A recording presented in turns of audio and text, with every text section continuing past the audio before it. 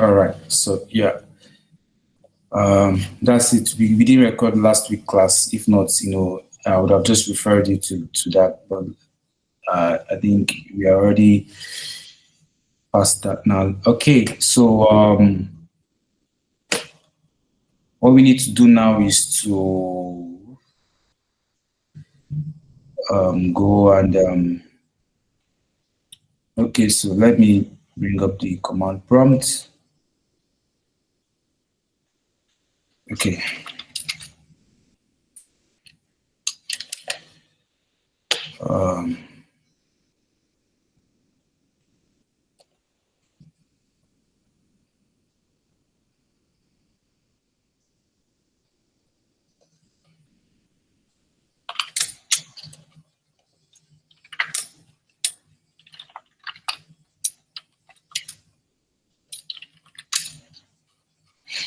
Okay.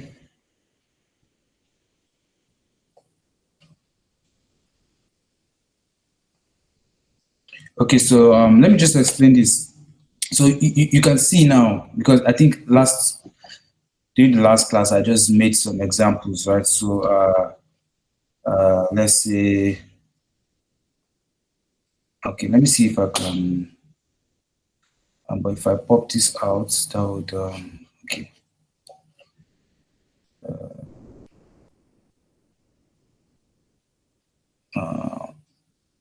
Okay.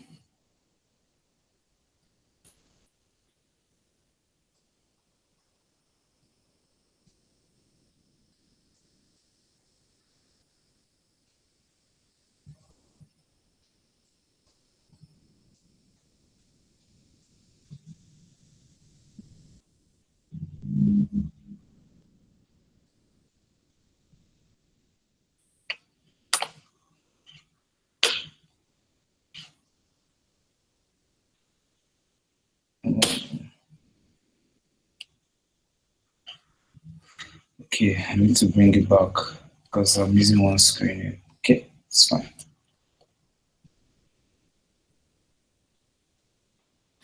Okay, so so we said for us to know which of the file had an hidden directory, we used one particular command. I'm coming, just a second.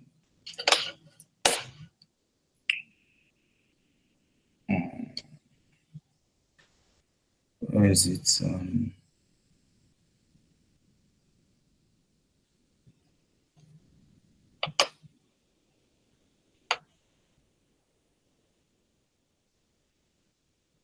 Okay, so we use this one here.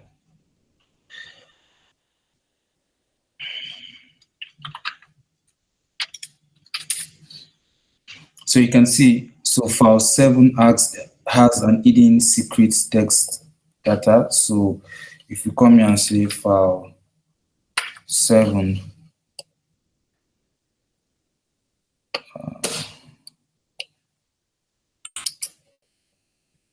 so you can see that is that about that.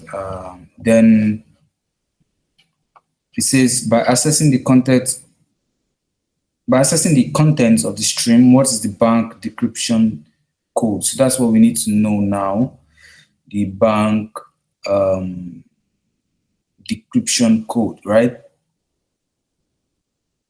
So what we want to do now is to say, I think last class did we use I think we used the more. Let me be sure what we used. Okay, more or less done. Okay.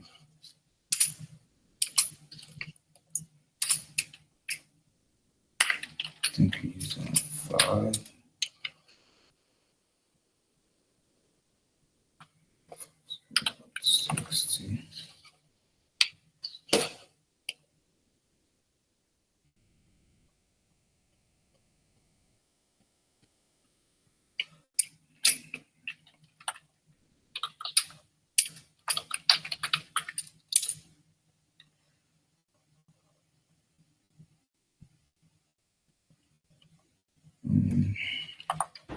Said instead of typing, why don't you copy the commands? So yeah, I can copy them, but I don't think it will paste on the.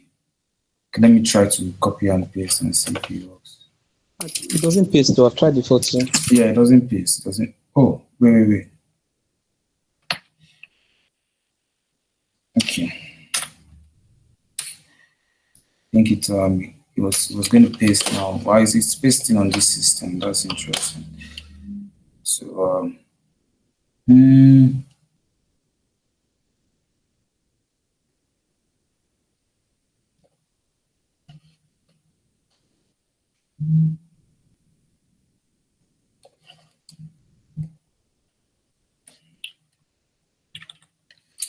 what's that?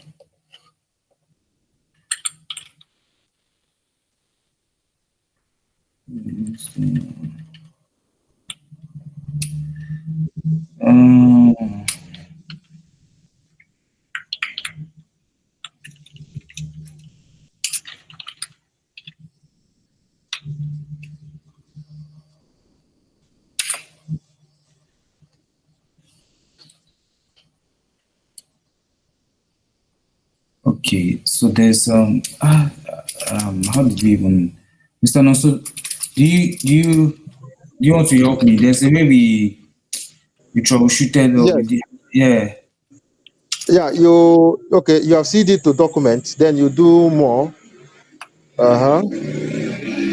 It is hidden secret.txt, not file underscore. That's hidden, that file 7 hidden secret.txt.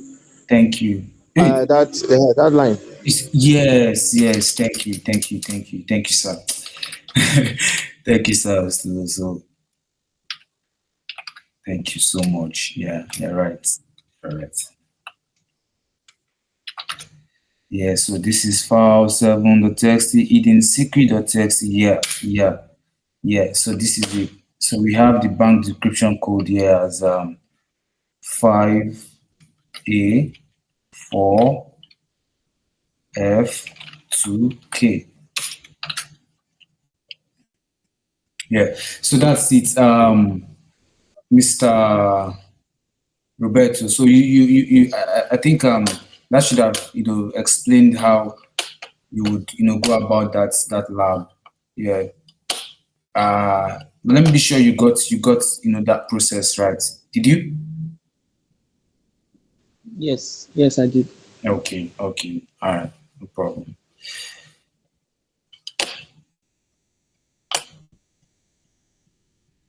Sano, so thank you so much. Yeah, because I can remember the tough time that thing gave us that last week, but then we were able to crack it up. And of course, that just reiterates what Mr. Fahim also said. Like, we can't know it all. We're all learning.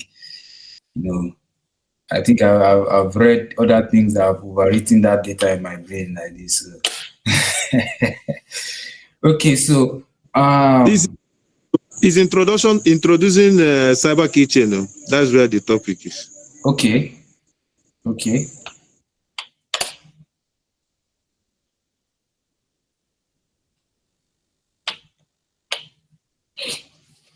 Which of them? From one, because the lab. So if the data, you use it for all of them. Okay. Let's do that. Let's look at that. Okay. So while we have this Splunk loading, let's just, as we normally do, let's go through the briefing. The briefing. So it says in stage one of the cyber kill chain. Yes. So of course we all know what the cyber kill chain is. Yes, just more or less like the tactics, the techniques, the procedures that attackers uses. Okay, so let's look at it.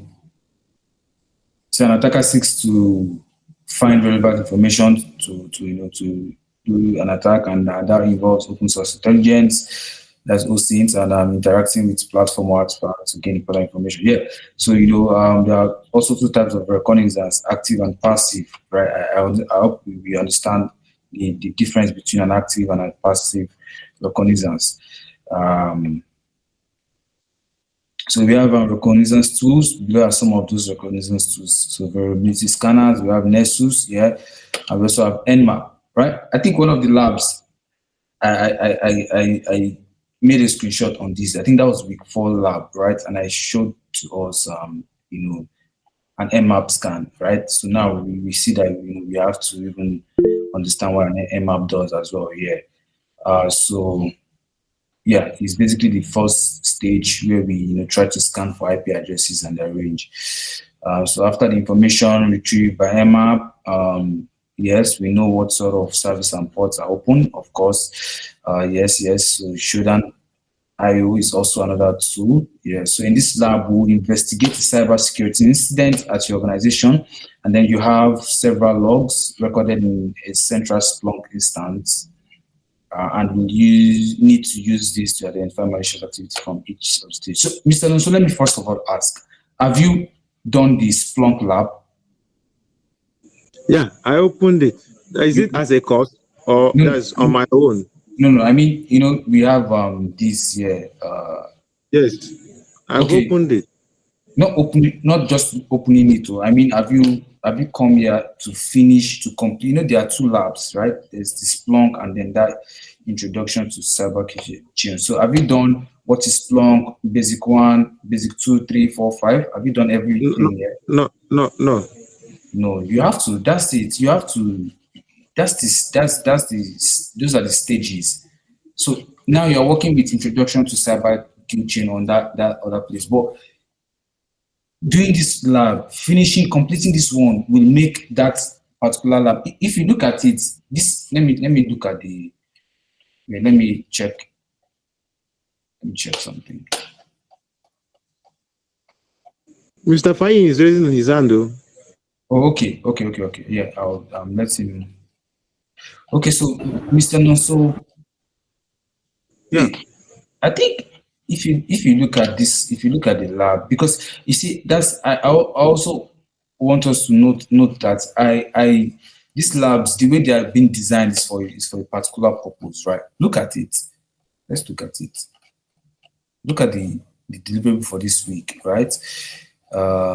That's for 800. So for 803, you have to read that part and then complete Splunk first. Now you complete what is Splunk, the basics, the data sources, how to search. You complete that, then you now do the incident response. So it's not even the cyber kill chain. It's incident response that you're supposed to do this week, sir. That is week 4. That is 803. Cyber kill is on week 4 too. When you give a week 4, cyber kill is there. And introduction to incident response. Are you saying this labs incident response is on week 4? Is on week 4? Introduction Yes, to. Yes, introduction, not incident response. Introduction to. Okay. Cyber kill and introduction to. Cyber kill chain is on week 4, right? Yes, sir. Okay. And introduction to incident response is there. Okay, but since we have you have this deliverable for this week, which is on Splunk. Okay, so I guess maybe that's something that I probably overlooked, because it's meant, you're meant to actually do what is Splunk. You're supposed to complete this lab first before you do the cyber kitchen. And to be honest, I most likely had an oversight on looking at the content of the labs specifically for that introduction to cyber kitchen, because if I had done that, I wouldn't have included that lab for last week. But that's fine. That's fine. We'll treat that, no problem. So but I think what would be best is for us to go through what is Splunk today in this class. If we have time, we complete this, then we'll look at the introduction to cyber kill chain, right? But apologies for that, right? Because it's important that you understand this first before doing that. That would make that work easier for you. Mr. Fahim, yes, sir. Please go ahead, sir. I have a couple of observations. I'm going to address all of them, and I'm going to ask a question to the entire class. If you remember when I was introducing in the beginning, I said there is information security and cyber security, two different fields, but they are correlated. So when you look at Splunk, and other SIEM solutions, they are a part of information security. And when the question was raised, cyber kill chain, that was part of ethical hacking. Now, if you look at the portal, can I see the all the exercises over there, please? Go to the previous page. Oh, okay. Previous page. Yeah, this one. Okay. Now, yesterday, in yesterday class, I learned something, and I'm going to share the review. I learned about Cyber Million. I was not aware of this portal. So thanks for Stephen for introducing me this portal, and it's really nice. The problem or the issue with the portals are very simple. You have every class is dependent on the previous class. So if somebody is jumping to the last class, and then there will be a problem, which Mr. Stephen just said that you have not done a particular assignment of Splunk, because your cyber kill chain was based on Splunk. So you need to go class by class, step by step, and you will reach the end. Now, I wanted to ask a question from everybody. What do you think if I'm using my PC, which is Windows based? Can I do hacking? So it's a question from for everybody. Can I answer as well? Yeah, please go ahead. Yeah, because you know why I said so. I just I think yesterday I also mentioned I completed the class for certified ethical hacking with EC Council, and then my project actually was on penetration testing on Windows, not on Kali or Parrot Security or any of those Debians that we have out there, on Windows. So which I used the Windows command shell and the PowerShell as well. And it was a different experience for me, trust me. Like, I learned a whole bunch of new things, ways at which, even without machines like Linux, things like that, one can still conduct ethical hacking, penetration testing, vulnerability assessment, and what have you. I mean, so when you talk about the technical aspects of, like you said, information security, yeah. Stephen, not the answer I was looking for, but it was a great one though. Anybody else? Then I will share what exactly I was telling you about. Anybody else? Can I use my Windows machine to do ethical hacking or do everything where I need Kali or other flavor of the offensive security? Can do that. Anybody? What Stephen said is absolutely correct. It's absolutely correct. However, I'm looking for something else. Anybody? Okay, let's not waste time. The thing is, yes, please go ahead. Somebody raise their hand. Yeah, Mr. Ope. Yes, please go ahead. Please. Okay, I think it's possible. Why I say it's possible, since we have the command prompt there and PowerShell there, and that can help us run a command on that space. I think it's possible, although I've not given a try to it. Okay, I'm gonna give you the correct answer. The thing is, if you install any flavor of Linux, now it does not need to be Kali Linux, it does not need to be Parrot or Arch Linux. Let's say you have installed Ubuntu. Then you need to install a certain tool called Nmap. I'm talking about a very small scale, okay? You need to install a certain tool called Nmap. Why you do not install certain tool which name as Nmap and Kali and Parrot and other? Because it's pre-installed and you just have to update it. You have to install in Ubuntu Nmap to do to check for open ports and do your reconnaissance. But when you're using Windows, you do not need to install Nmap. There's another tool called ZenMap. It's a GUI based tool, and you just use this tool and you will get the exact same result and Nmap is doing. So when you install these two tools in two different operating system environment, you will get to know one thing, that in Kali, in those things, if you install the operating system, it will not do anything until you install the tools. So when you have, for example, you will love with Windows, so you need to install those particular tools and then it will be your attacking machine. For example, this my entire exercise on Splunk, it's not done on my Kali, it's on my Windows machine. So whatever I'm doing on Splunk, it's happening on my Windows machine. So this is you need to understand these two different things. If somebody says that yes, you have to do your hacking for it is must to have a command line Kali or a Parrot, it is not. They are kind of wrong. It is advisable because you do not need to waste your time to install multiple tools. They are pre-installed for you. However, research and development will show you, everyday exercise will show you that you need certain more tools which are not pre-installed and you need to install them. If the same tools are coming in a Windows environment, and if you're familiar with the Windows environment, you can do the very same thing over there. The only problem will come in the stability of two operating systems and their architectures. Yeah, Mr. Fahim, I'm just going to applaud that because I think I like the way you asked the question, right? Because of course, everyone in class will remember that last week on our deliverable, I made screenshots of ZenMap available, and I explained this to us in class. What ZenMap is. I told you guys it's the GUI of Nmap, right? ZenMap is the GUI. I mean, so I think it's the way you asked the question that probably the reason why you didn't get, except Mr. Hope, who also just, built upon what I said as well. But yeah, so I don't think anyone in class is new to ZenMap, right? So we all know because I intentionally added those screenshots. And I think last week, our deliverable for last week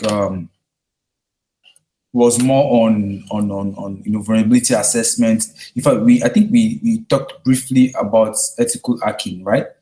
If I'm right, we did. So, okay, Mr. Nosa, I want us to.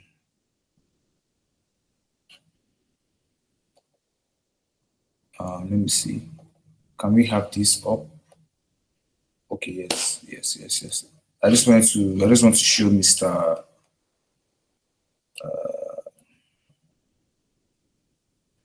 I want Mr. Fahim to have an idea of what I'm talking about here. So, Mr. Nonso, we'll come back to this, please. Let me just share my window.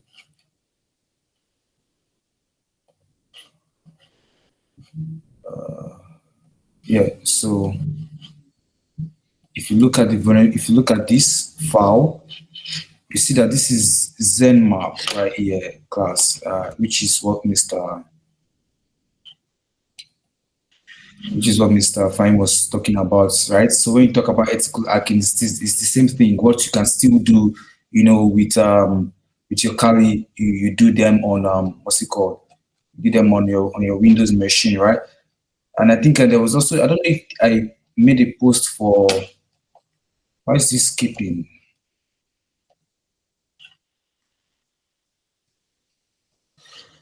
Okay, yeah. So we had Nessus scan as well. In fact, some of these scans are things that we are not talking about this week, right?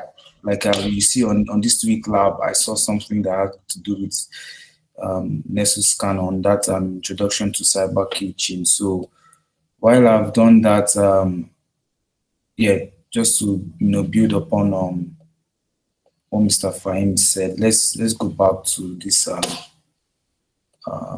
lab here for Splunk. Okay, so what we are supposed to do here is we're supposed to first of all look at this, right? There's an image here. I always say it's important to look at the briefing because the briefing is more or less like the instructions, the objectives, right? So and I know we understand this, already. And the class will soon end, the meeting will end, but I'll send a new link right to the book, so we'll join. Okay, so since everyone hasn't gone through this lab. I don't know if everyone has, but let me do this so that with this we can go back to what's it called now, the other labs that we have, and then make use of the knowledge we gain from here. So we can see we have field 1, field 2, 3, 4, 5, and 6, and everything are explained here, right?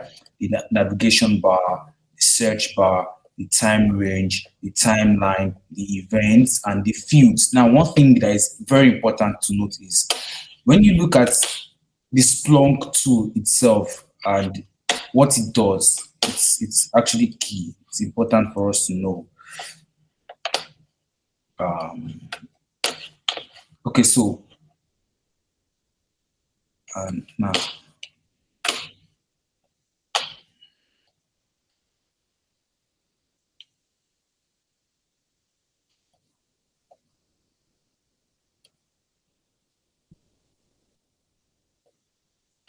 Okay, so what is Splunk? I want us to start from the very basic so that we'll understand, right?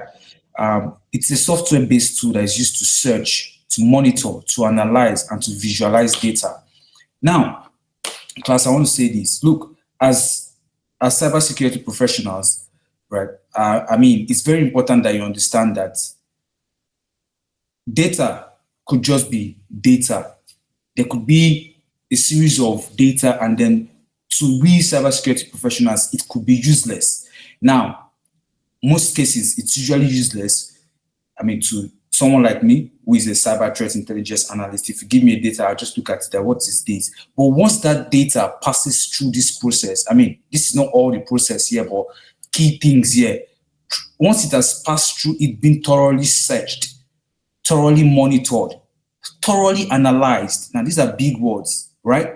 Then the data becomes in itself useful. It makes sense. Now, because once it has passed through this process of searching, it means that, a certain analyst has looked at what we want from that data. The data was properly monitored. So maybe we are taking feeds from firewalls, or we're taking feeds from Wireshark, or we're taking feeds from a specific tool. Now, we analyze those data. Are we looking for a certain IP address? Are we looking for traffic coming from a certain port? We look at that. Now, Splunk is that place where it comes, and then you can see like what is written here. We now visualize it, right? Through what? A web-based interface. So I want us to have that. I just want us to understand this concept and what exactly is Splunk. Because when we do understand this, then going deeper into the tool now makes it even more interesting. Now, how does this work? Everything I've said, you can see from this graphical interface here, you see a lot of feeds. So all these are feeds. Yeah, you can see they are called data here, but they are feeds from maybe servers, firewalls, DMZs, the cloud, any type of tool. This data is fed into Splunk, right? And then Splunk has its own form of analyzing those data based on what? Now let's look at it. It ingests this data, it organizes them into events based on their source with the corresponding time and date. Now that's very key. It's another tool that helps us to synchronize things, making them make sense. So Splunk can process both structured and unstructured data, right? So it also allows us to search for specific events, timeframes. So I just want us to understand these things, right? They are very key. So I will just also apologize once again, class, for maybe that oversight.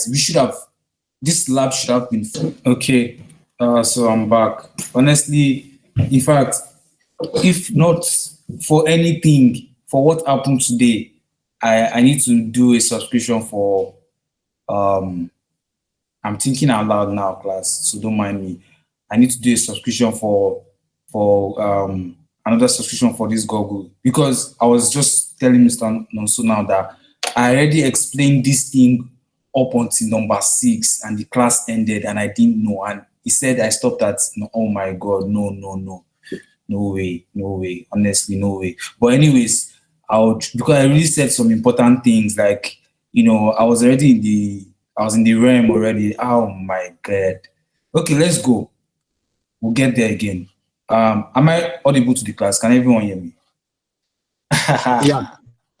Okay, Yes. Mr. Roberto, thank you. Some people are feeling for me, like probably understand what I'm saying. Okay, let's go. All right. Yes. They will come back. So number two, the search bar, right? So I said, see, I've already even finished it.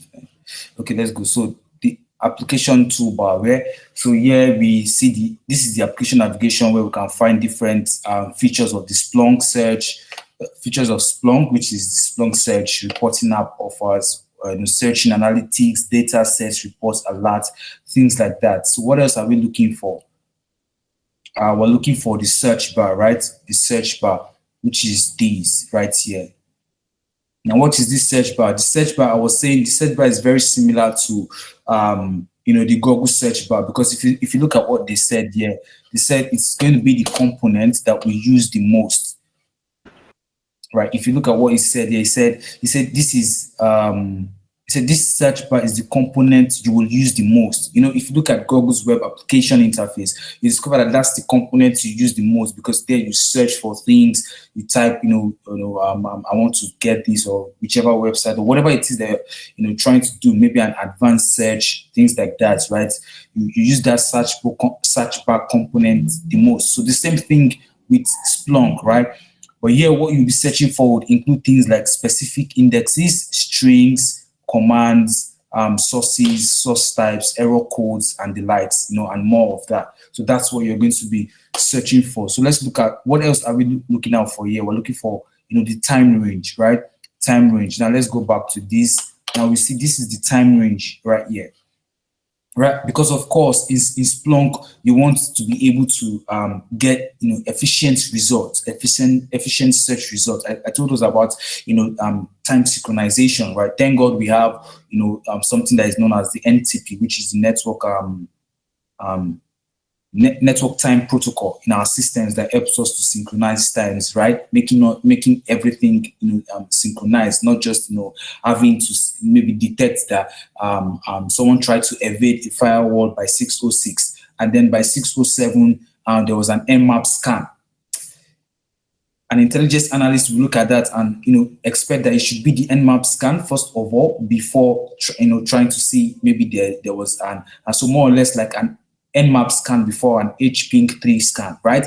I mean, we'll get there where we'll understand these types of scan, right? So, the time range in Splunk would help us to be efficient in searching for results, and then to give us default Splunk settings, which is usually within the last 24 hours. But we can, of course, set a time and date of interest that we want to search for particular events. What else are we looking for? We're looking for the timeline. Right? We're looking for the timeline. So here is the timeline. Yeah. Now, what does the timeline do? Now, what it helps us to locate, event list in a way of helping us to visualize the number of the searched events that occurred at each point in time. Now, it's very interactive, and we can use this to highlight a specific group of events, such as activity spikes or logs, right? And of course, we can also customize this time line as well, right? So that's key, that's important. So what else are we looking for? Let's go. We're looking for the event. Now let's look at the event. Now this is the event right here. Now what does the event do? Now the event helps us to display results from our search queries, and of course these events might look like things that would contain the event details, like the host, the source types, things like that. Now, I'm very particular about this, because if you look at this, which is the events tab, look at, right? I clicked on that popped up. You see that when you take a look at this, you can actually find very interesting information. You can see the event status, you can see the PID, which is the process ID. You can see a directory here, which is a process image. You can see from which directory, and we'll get in depth into every of these, right? But of course, let's move towards what we are looking for, which is understanding this basic and the interfaces, or the interface of Splunk. So now we are looking for fields, right? We're looking for fields. So let's go to fields. Now these are the fields. Now you see, the fields are very useful for searching data, right? And we have 3 different fields that are selected by default, which are host, source, and then the source type, right? We also have other fields that are under the interesting fields. Now let's look at that. Let's look at what the fields look like. You can see right here, we have the host, the source type. And I like that they said interesting fields right here, because of course, you find interesting fields like action, data type, destination, event status, event type, index, key path, line count, message, object category, object path, process ID, and process image, punctuations, registry key, and the likes. They're all there. So now that has given us a sort of an understanding on the interface of Splunk, right? So let's move.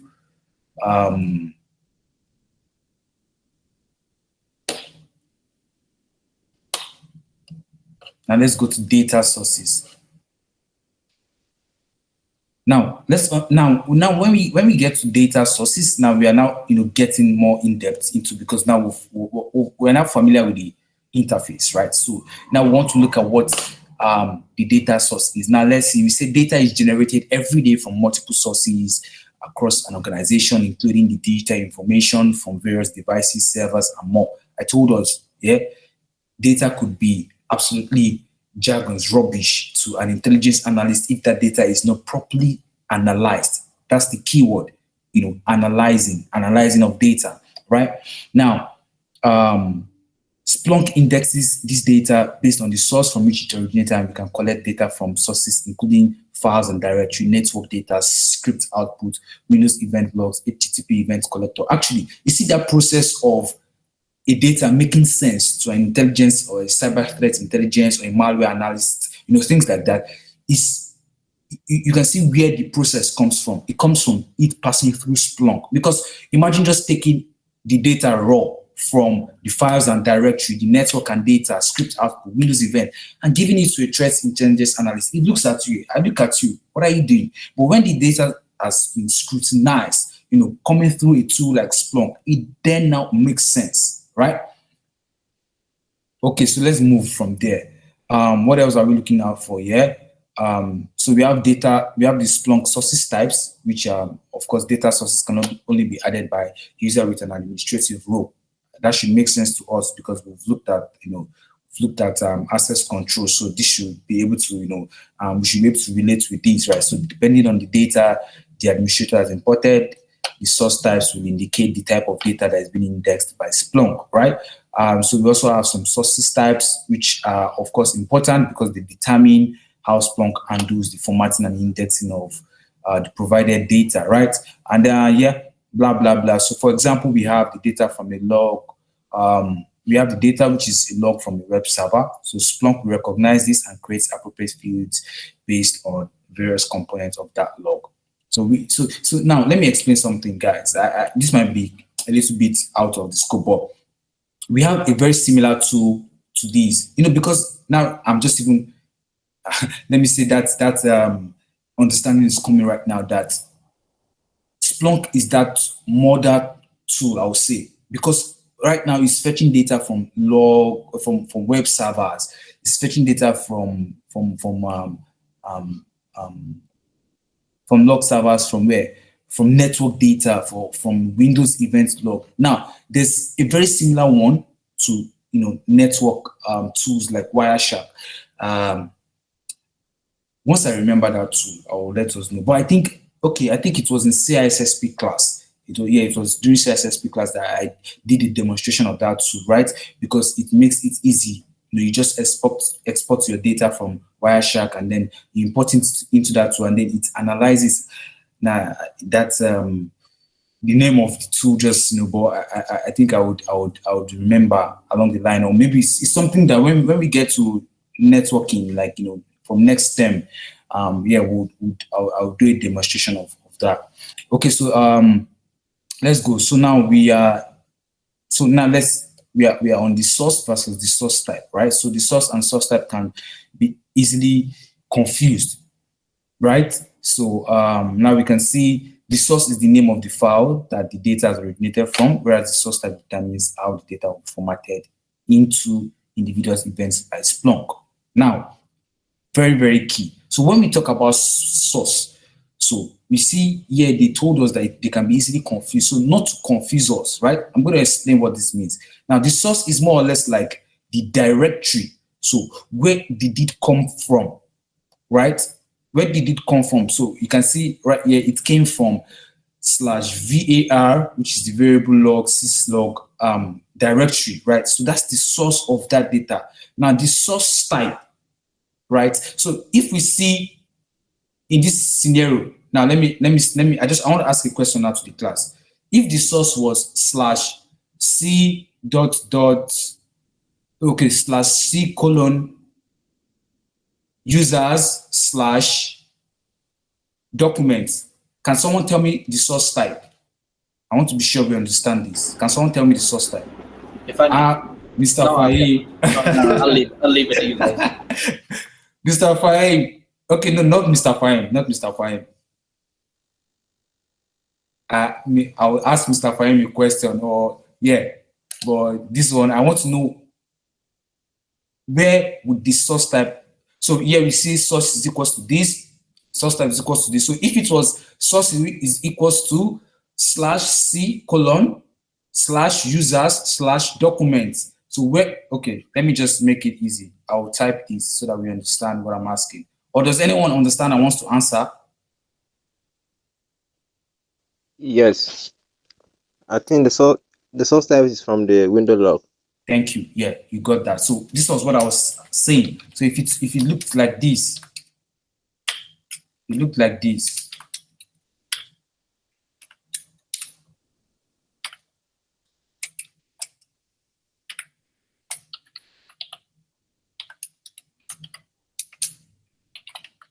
If it looked like this, then it means that the source would definitely have been from what? From a Windows system.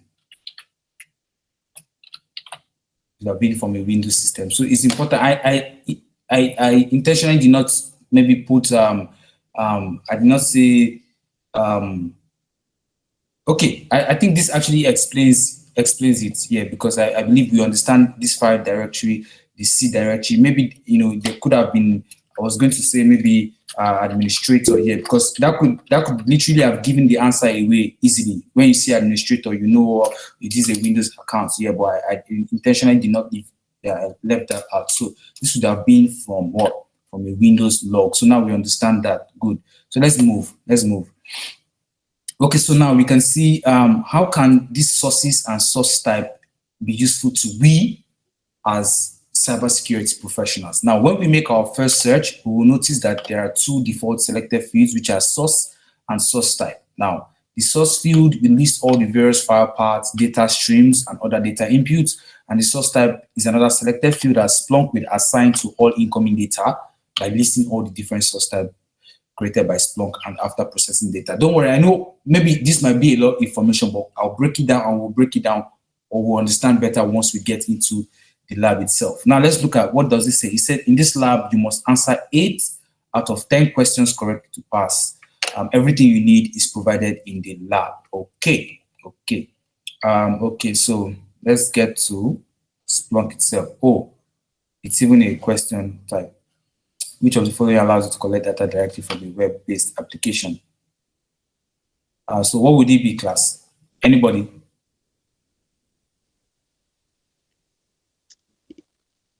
Anybody? I think even collector. Collector, correct. I agree as well. Oh, sorry, I was, what happened there? Okay, we're starting again. Okay, but of course we all do understand this. Yeah. Okay, which of the following determines the way data is formatted and indexed in Splunk? Anyone? We just talked about this now. Source type. Source type. Good. Okay, so it shows that we because I'll just exit that because of time. So let's go to the next. I'm intentionally taking this gradually because we might not do cyber kill chain today. I want, with this knowledge, let us go and work on the cyber kill chain. Then maybe during the course of the week, if you're still experiencing issue, then we can fix the class, right? We can fix the class. And I want to believe I'll check with Mr. Fahim. If his schedule is cleared for that day, then he will also, he will also be here with us. Okay. Okay, so let's move from there. So now we see that we are actually going to touch Splunk itself, which is what I've been looking for as well. So now we see, let's read the briefing. I always tell you, take note of the briefing. It's important because this is where you get to, like Mr. Robert was making a comment on that. Sometimes they don't give enough information to solve the labs, but you need to take your time to understand. That's why I'm reading also these briefings before I go to the lab so that I can understand what is expected. So while Splunk is loading up here, let's read through so that we can understand what we are doing. Now, we've spoken about Splunk, what it offers, the ability to apply free-form searches and investigate log files, raw event, and statistical information using its search processing language. Again, you might be employed in an organization that uses Splunk for their SIEM as one of their primary SIEM tools. There's IBM QRadar and the likes out there, but most organizations, are beginning to adopt Splunk. So it's key that we take this course or this particular topic. Take it serious, right? Now, the following sections will introduce you to search and key components and describe how to perform efficient and effective searches. Again, these are the things that we need to pay very close attention to: efficiency and effective searches. These are the things. Again, I'm saying this because I'm coming from the angle of a threat intelligence analyst, right? Because it's the data that you present to me that has been properly, analyzed through efficient and effective method that makes that data make sense to me when I look at it. Now, again, let's go. Okay, so we have Splunk, which is now ready. Let's look at the anatomy of a search. So a search in its most basic form consists of a series of commands separated by the pipe character right here, right? And then the first string of each pipe controls the command being used and the subsequent text that acts in a manner that is specific to giving commands, blah, blah, blah.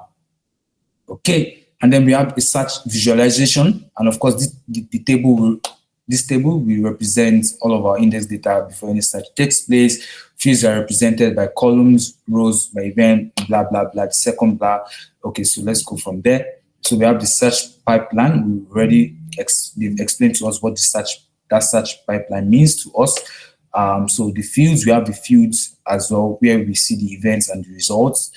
And so we have the codes and escaping characters, of course. So generally the codes must be put around those phrases and fields that include white spaces, commas, pipes. So again, I'm rushing through this, but while you're doing it, for your submissions, please make sure that you read them slowly and understand it. So for example, the search error pipe stats count would give us the event containing the string error. I believe you understand this statement. It's very important, right? I know some of us, like Mr. Fahim earlier said, that he doesn't like coding. I'm also in that category, but I've been forced to, right now, I first of all had to be under, the period of learning Java. Right now, I'm learning Python. So it's important.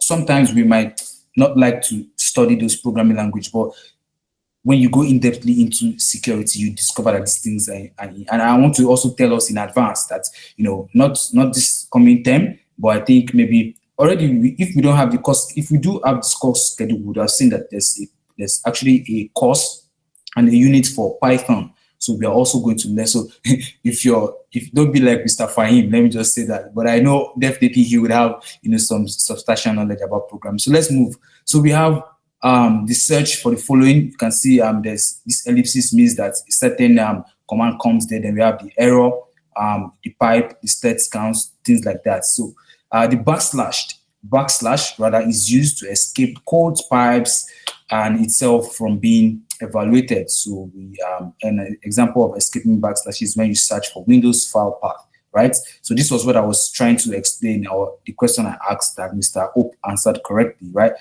So here we see the search would appear as this ellipsis, the path leads. And so this is again another basic search usage. The simplest way to use this in Splunk is by querying for search terms. So you can see how this command was run. We will copy all these and then use them on the lab itself. So let me rush from there. So another thing to note here is the search queries combination using a Boolean expression. I need to explain this, right? So we have what is known as Boolean expressions. When you come to programming, you start looking at things like, concatenation, things like that, right? So, but here we're looking at Boolean expressions, right? Where we have the and, the or, and the not, right? So we express this. So for instance, we're seeing some examples here.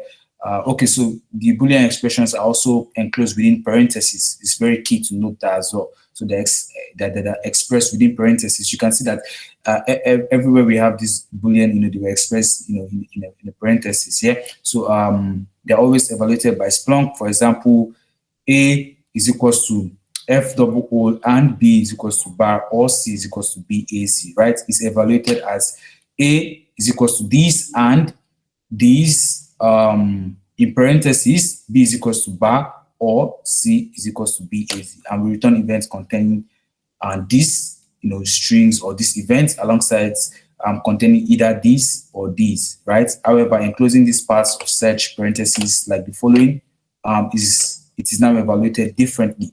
So you can understand what they are saying right here, right? So this evaluation is completely different from this evaluation, right? So we have where this is equals to this and this or this is different from A is equals to this and this or this, completely different. Even if you don't understand mathematics, you know that this is different, right? If I put 1 plus 1 here and say inside brackets 1 or 1 is different, right? Or I say 1 divided by 1 here, or 1 is equal to, so it's different. So you can, I don't know if that substitution made sense, but I just tried to explain what that was trying to say, right? So let's move from there. But it's key that we understand those things, right? So because we have some questions, they're saying, perform a search for the domain. I'm really not batman.com. How many events are returned, right? So let's look at this now. So using a field search, we see using fields in searches, blah, blah, Splunk automatically detects this, it's important that, we understand these things, right? So I'm just trying to take some time to read them and understand them myself. So in this lab, we've been given a sample set of data and the Splunk interface. So our task is to query the data for key pieces of information using increasingly narrow requirements. Yeah. Okay, so now let's look at this. Okay, so let's open.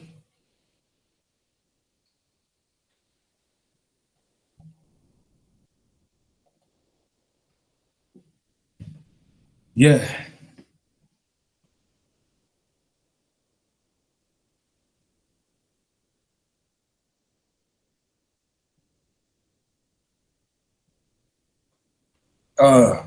Okay.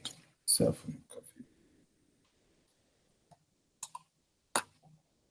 what is happening? What is happening? So our Splunk. Okay.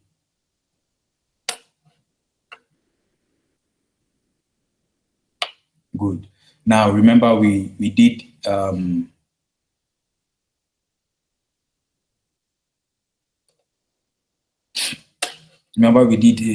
what's it called, right? Where we knew this is our interface, where we did the interfaces, yeah. So so now let's look at so they asked us here to perform a search for this domain. I'm really not batman.com, and how many events are returned. Let's look at this search. So just go to the desktop, something right below you. Sorry? Go to the desktop and you see the search bar over there. Yeah, this one. Yeah. I'm just trying to see if we need to maybe use any command before that, or we just can type the. Oh no, we need this particular one. We just need to copy paste it over there. Just copy paste it, right? Okay. Yeah. So the reason why you're doing the copy paste, so you do not make any spelling mistake. And when I mean you, I mean anybody. Yeah. So I think we also need to add this HTTP, because again I need to be sure it's HTTP, not HTTPS. So let me say. Yeah, that's the thing.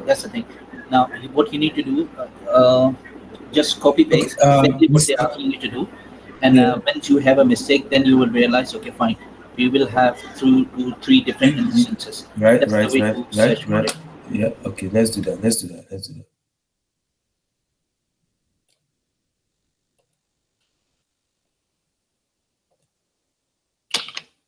Yeah, but I want to believe it to ask us to yeah. Okay, let's see. Oh wow. So it didn't give us a result. So it actually did give us the result without the HTTP. Okay, okay. That's interesting. Okay, so the question asked us, you say how many events are returned? So class, how many events can we see being returned here? 78,683. 78,683. Do Yes. we agree? Class, do we agree? Because it's Mr. Fahim responding now. So I want someone to actually tell me how we came about 78,683 events. Okay, Mr. Kingdom Hope, tell me. Mr. Hope, tell me. No, I'm thumbs down. I didn't really get that, please. Okay, you didn't get that. Okay, Mr. Roberto. Yeah, Mr. Roberto, tell me. Okay, the 78,293 is the result of the event search that you just did on I am really not Batman. Good. Okay, Yeah. I just want to give you one hint. I am wrong, by the way. So yes, there we go. Okay. Who else? Who else wants to? Okay, Mr. Hope. You say you don't I, understand. yeah, I didn't really get that point, please. Okay. Okay. So first of all, Mr. Steven, can I explain if you don't mind? yes. Okay. Sure. Sure. Please go ahead. Go ahead. Okay. Before I get into the event, for instance, you need to understand something that anything that happens is an instant. Okay, in cybersecurity, anything that happens in an instant, and there's a relation between instant and the event. Okay. Now, event is something which has happened and it's been reported. Now, the reason I said I'm wrong is the way I teach my students and my class fellows. So I give you a very specific number. Look at the question, perform a search on for the domain I am not really a Batman.com. How many events are returned? So the keywords is events. Now I give you a very specific number. I could have said 78,000, but I did not say that. I said 78,683 events. If you look at your screen, just below the search, there's the tick mark is there. I cannot move my mouse so you can see. Sir, if you can take the mouse over there, please. Yes, a little bit on your on the left hand side. Yeah, exactly. It's events 678,683. It's written and it's also been underlined. So that is what they're looking for. These are the events. Now, the reason I asked Mr. Steven to not to include HTTP and all those things. Again, you need to look at the question. It asks how many events are returned for a particular domain, and the particular domain is given the way it is given. Now, let's suppose let's put HTTPS and see what do you get. Should you get the same result or not? ://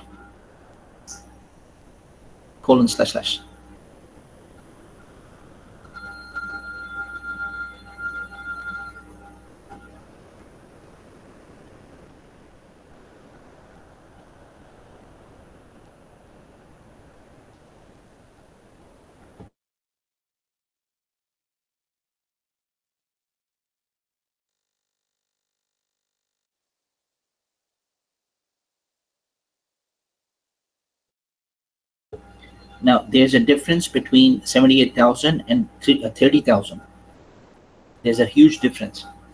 So again, you need to understand the question, what has been asked and how it's been asked. That's the reason I asked Mr. Steven, do not put HTTPS or HTTP, just look at the question. Why I'm saying that, again, I have done these things on my computer and been a part of what do you call this, the other portal, Try Hack Me. So I learned these things from there.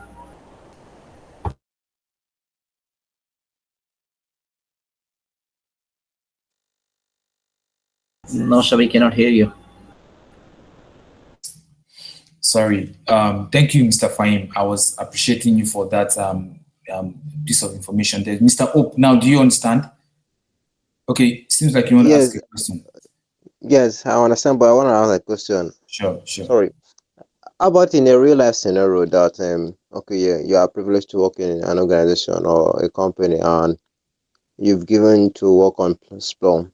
I want the two scenario using the HTTP or using the normal domain.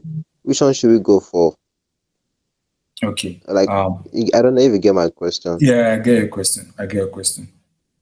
So does Mr. Fahim want to help or answer that? I will try my level best, but I would also like to feedback on this one. When you have a real life scenario, you have to check all of them. For example, we give you two examples right now. One was the domain, the way the question was asked, and one was the other domain, the way Mrs. Eben wanted to put in the first place. You can see the variation in the results. Almost more half of them are missing. So you need to analyze again every single thing that you get. You need to analyze why you're doing this, because you're gathering information, a part of your reconnaissance, a part of your reporting. When you're gonna make a report, and let's suppose you need to analyze your data, and you've been given a task, and at the end of the day, you need to get paid on that particular thing. You have to say all those things. You said we made a search on I'm not a real Batman.com. The way it is written, and we got XYZ results. But when we do secure hypertext terminal protocol, we did not get anything. But we did with HTTP, we got certain results. So chances of you're gonna skip a lot of things. Okay, you need to understand something. Okay, when you put I am real Batman, not a real Batman.com, the result was 78,683. But with the HTTP, you got 30,000 something. So let's suppose somebody is using a fake something, or somebody is trying to attack something. Where it's going to be? If you're using HTTP, you're missing 40,000 odd numbers, or sites, or events. You're missing it. So you don't want to be in a scenario where you miss something. So when let's suppose on this particular thing, I'm gonna receive X amount of money from Mr. Steven. So I cannot say, okay, fine, I did not search by HTTPS or HTTP because it really doesn't matter. These things are there. I need to tell him when I did all the possibilities, these were there. These were the result. And the moment he's gonna see, okay, I'm really not a Batman.com, I'm gonna 78,683. Everybody is gonna fixate on that. Because in the other two, you have a vast number which is missing. When you miss something, this is where the problem lies. Thank you so much, Mr. I think the key point from there, Mr. Roberto, you were raising your hands as well. You want to ask a question? Yeah, I think I'm really enjoying this, and I love the inputs that I'm getting, especially Mr. Fahim adding, because if you pay attention to what he's saying, right, you see that it's the paying attention to detail, specifics, like paying attention to instructions. That's what it's more or less everything is hitting on, right? Which is very important, like I always say. Mr. Fahim, please go ahead. Sorry, I disturb you once again. Why it is important, why this the particular sentence of this Mr. Stevens said, paying attention to the details, why it is important. The structure goes SOC level 1, level 2, and level 3. SOC level 1 is a 24/7 job in 8 shifts, which means suppose we are 8 people are sitting from 12 to 8, then a set of people will come from 8 to 7, and the other people will come and make a shift of 8 hours, 8 hours, 8 hours. It's a continuous monitoring. If I'm supposed, if Mr. Steven asks me, okay, fine, we have results, instance are coming 78,683. Now he wants me to check every single instance one by one. How much time is going to take to find out where the threat lies? It's not gonna happen within flash. For one event, it may take up to days. So in the real life scenario, SOC level 1 and level 2, where the job really lies, it is continuous monitoring.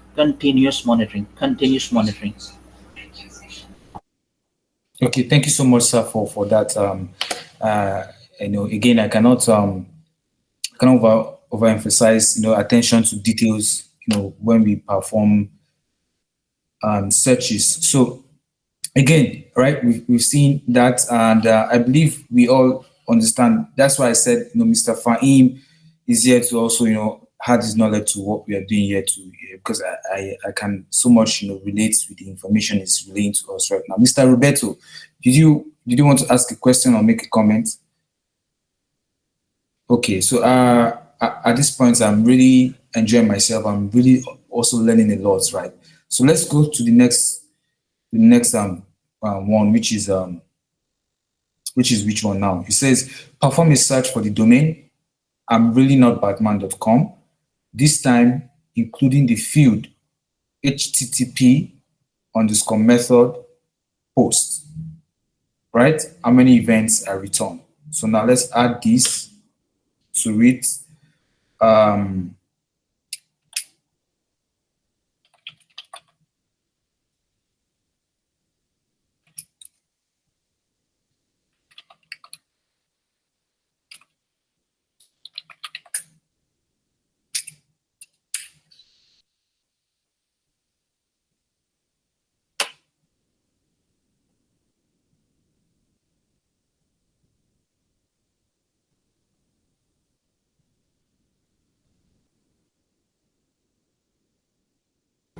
It's done. Okay, this scan is so now we have, how many events do we have here? 0. 0 events, right? 0 events. Okay, let's see if that's correct. Let's put a 0 here.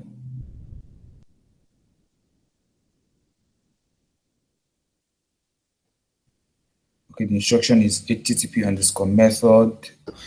See, the thing is, the mistake we have done is you need to add the field. I'm not very sure. I think no, I'm not thinking. Definitely, I've forgotten how to add a field. Let me look at this. Yeah. Okay. Field name. Yes. So we're supposed to add the field name. When searching for field, use the syntax field name field node equals to in the preceding syntax is called the comparison. Okay, let me see.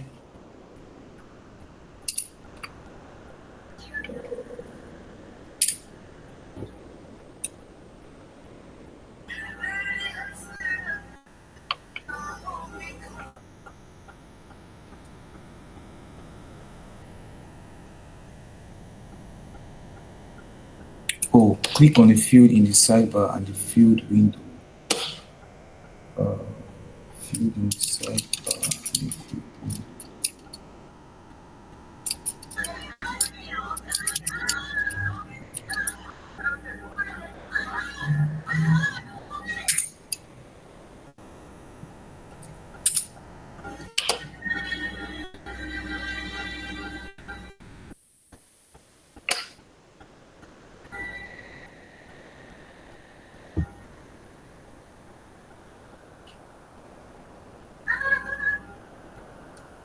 Scroll below. Yeah, there it is. Let me see how we can.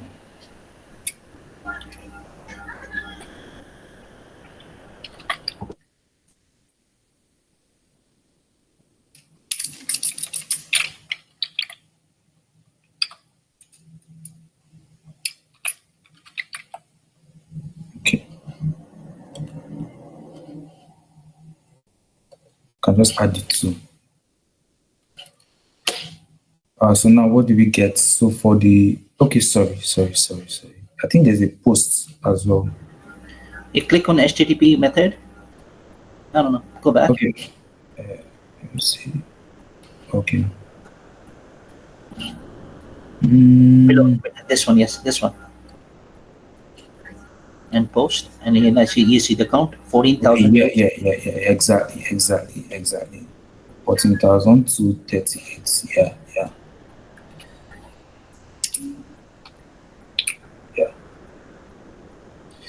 Exactly. Yeah. Great. So now we see how we get. So thank you so much, Mr. I really wished that again, have you successfully been able to create this account, Mr. Fahim, for the 7? Yes, sir. Okay, great. Okay, on that, anyone has a question in class, anyone regarding the two fields we found? I want to be sure that we are all following and we all understand. Mr. Nonsosa. I didn't see the how you solve this one. Okay, I'll go through it again. Mrs. Bukolama. Is Mrs. Bukola there? Mr. Hope, how about you? Yeah, I got it. You got it, okay. Mr. Roberto, how about you, sir? No, I didn't get it. Okay, I'll go through it again. Mr. Toye, I don't know if I've seen this person in class before. Mr. Toye, who is this, please? Mr. Toye, are you there, sir? Okay, not to waste time on. But I'd like to know who that is really. Let me be sure that I'm not the only one. Has anyone seen Mr. Toye before in class? Mr. Alonso, do you know who Mr. Toye is? No. Okay, so it's like we have an this is my first time. We have an SSS in our midst to class be on alerts. Mr. Toye. Copy. Mr. Hope, oh my God, he said copy. Okay, so this is for the sake of I think Mr. Roberto and San also, let me go through this again. So yeah, you see the question says that we should perform a search for this domain, and then this time we should include the field. Remember, we did a field interface, yeah, and then we knew that we have 3 by default field, which is the host, source, and source type. Now, because I added this new feeds, this HTTP method, that's why we see that we now have them right here, right? So, but by default, right? By default, this is what it is. By default, this is what it is. Now, we have other interesting fields. Now, it was these interesting fields that fed us even with this data. We have 15 more minutes left. I hope we can cover what's left. But if not, then I think we can take it up from here, class, right? And I'll be expecting us to, actually go from here and then answer I think for Mr. Roberto, who hasn't submitted last week lab documents, there will be a grace for just this week for you to do that based on this class that you're learning today. There will be a grace, so there won't be any deduction sort of from your marks for late submission. And me too. Mr. Hope, you're just bringing yourself out now because I didn't know that you haven't submitted. No, 803. 803. Okay, no problem. So at least for this oversight that came from me, because you really should have done this before those advanced lab now that you're working on. So there won't be any late penalty for the submissions for week 4. Yeah. Okay, so I think that's fair. Let's go back. So Sam and Mr. Roberto, so let's quickly do this before our time runs out. So now we see they said let's get the results with this field included. With this so there's a rest and by who? Mr. Bukola. Yeah, Mr. Roberto, Mr. Roberto, go first. Okay. Are these the results you got from the search you did? Yeah. So this result you're seeing now is from I'mReallyNotBatman.com. That's why you see it having this figure of 78,000. Yeah. Remember, I'mReallyNotBatman.com is different from HTTP I'mReallyNotBatman.com and HTTPS I'mReallyNotBatman.com. So let's yeah. Mr. Yes, ma. Go ahead, ma. So my question is in respect to, I heard you were talking about the assignment for week 4, the one we've not submitted. Yes, that's ma'am. the lab assignment. I've Yes, not ma'am. submitted mine also. I did it halfway. I submitted some parts and you said there's not going to be any Yeah, there won't be late penalty for that for week 4. any flagging, right? Okay, so we can still submit it. Yes, All ma'am. right, thank you very much. So for this one, this Splunk I'm following, Okay. I actually started the first part, and I understand what's going on. Great. Nice. All right, ma'am. Thank you. Welcome, ma'am. All right, let me quickly go through this particular one before. Maybe this is the one I might have time to go through again, and then the rest would have to, because it's the same idea you would apply to the rest. So, and I also want to see us apply that critical thinking skill. So now let's go. Now we'll have this result. So it's saying with the field of HTTP method equals to post. When you look at this, you see something like power on self test, right? But let's not go into that for now. So now let's include that field. Now, how do we include that field? Because it's asking us for the events that are returned from this field, right? So now what we need to do is, let's first of all we go to field. I mean, you literally will just be doing a long search, but it could actually also still work, right? You're just scrolling through here, knowing that this is the field column, and you can see HTTP method here, right? You click on it, and then for the value of post, you can see right here that it's this count, right? It's this count. So now, clicking on that. So this is how we could have actually gotten the results. Let me see. This is how we could have gotten the results by just typing it straight into the search bar. So for in my case, I think I missed something. Okay, I think I added some things, but let's do it now. The same thing. Yes, sir. I'll tell you what you missed, sir. Actually, you did not miss anything. You add codes in it, because this this bar is also using for search, and also it recognizes Spunk language. So Spunk language. Now, for example, the next field is coming. Post and field status is equal to 500. Exactly. Just put those things and see exactly. So we'll just go status 500. Now let's see if this works. Now we can see it has given us. So now very key. That's we see the angle Mr. Fime is also helping us to analyze this from, right? So again, this field has certain. It's just like your command prompt. It's just like your command prompt, right? So let me see what happens there. So let me see, is this Linux? Okay, so this is Linux. So imagine if I want to change to a directory here. Let's say I want to change to downloads directory, and then I say cd downloads. I mean, you will not, even myself, I won't expect this to work, right? Oh, it actually did work. Oh, that's interesting. That's interesting. Let me go back. That's interesting. Okay, but let me see. Obviously, if I said, okay, let me see a way that, okay, first of all, let me go back to downloads. Let me see what is here. Okay, there's nothing here.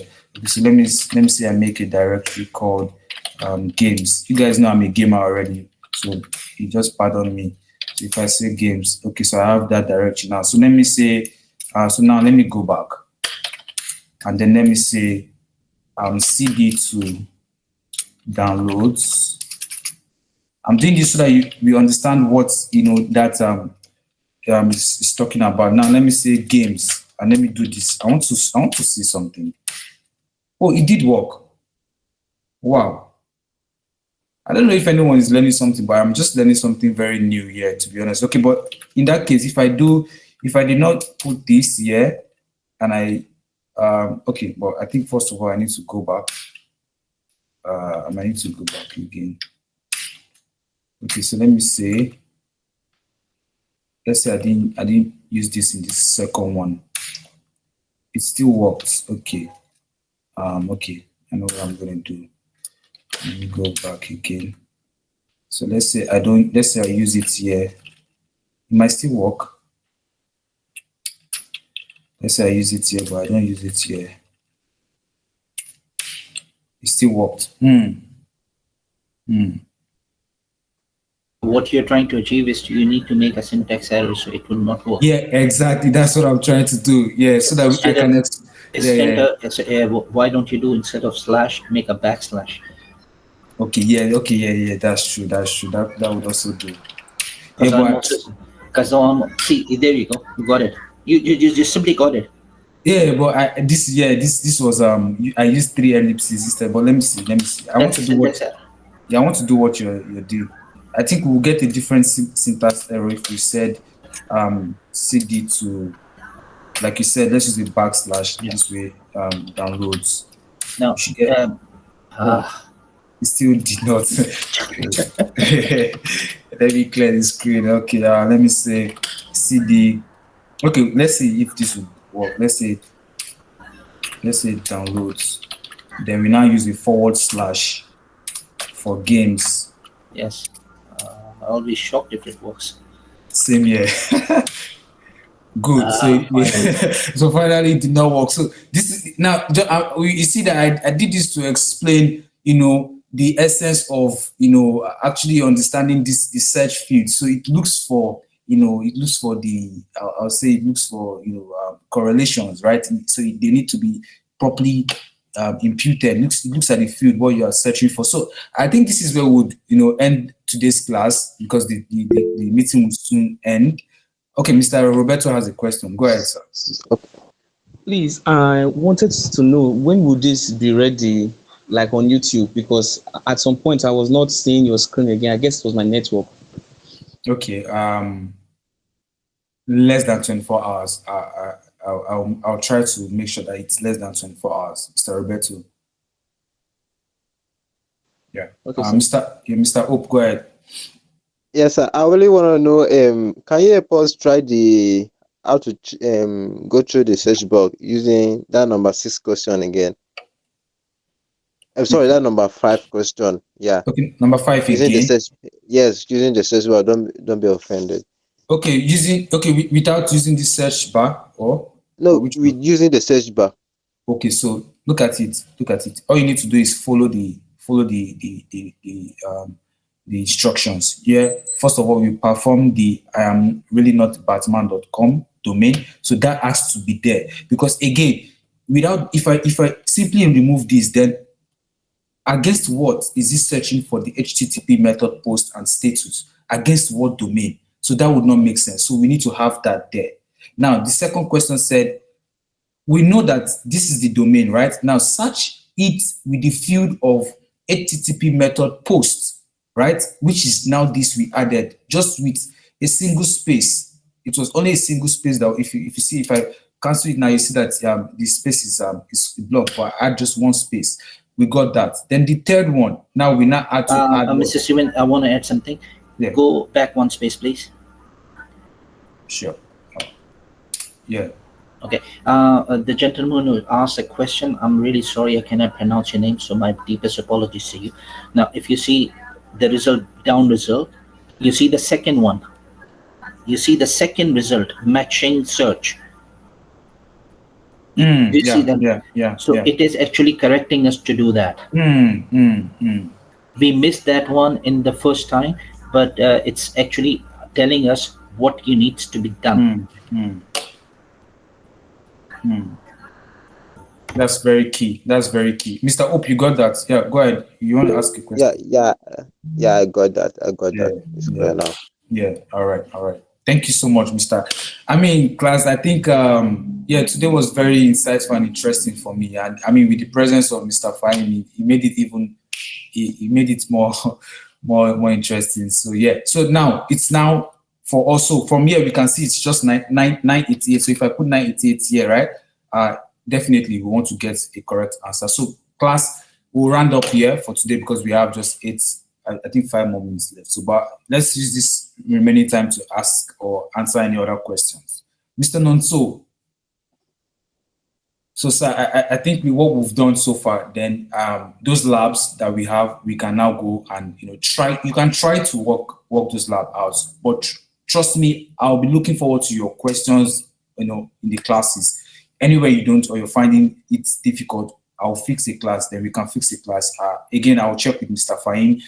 If his schedule is cleared for that day, then it would be there as well. And I'm sure we would also find it as interesting. Even as we know, it always keeps getting better, right? So last week, now we have Mr. Fine. We see how the class is, of course, more insightful. So, Mr. Nonso, I want to be sure that you followed us through this Splunk lab is a little bit more explanatory now, sir. I follow, but I'm on transit, so I didn't follow completely. Okay, no problem. The upload will be available in less than 24 hours. Mr. Toye, are you there? And it's even that he has he's here. Yeah, yes. Please go ahead, sir. Hello. Yeah. I am. Yes, sir. It's actually me, Dr. Israel Toye. Dr. Israel. So sorry, sir. Because I'm the class president. Oh my I'm God. the class president. Okay, sir. All right, guys. I think that will be not today. I'll introduce Dr. Israel to us. Not today. Maybe in our next class. But you guys should again. His display picture already is very captivating, and that's his personality as well. You can see the sign there. So maybe we even adopt that into Cyber Vigil's logo somewhere around that side. We'll just put that. Okay, class. I think this is where we'll call it a day for today. We'll round up here today, right? Mr. Toye, thank you so much, sir, for joining. Mr. Fahim, oh my God, thank you so much, sir. Thank you so much, You're welcome, sir. Yeah, sir, I need to talk to you. Would it be possible to speak to you after 15 minutes, please? Okay, sir. Tomorrow morning. All right. Yeah, we'll do after the class, sir. So give me 15 minutes. It's already 1 o'clock. Okay. So I just want to go to the break.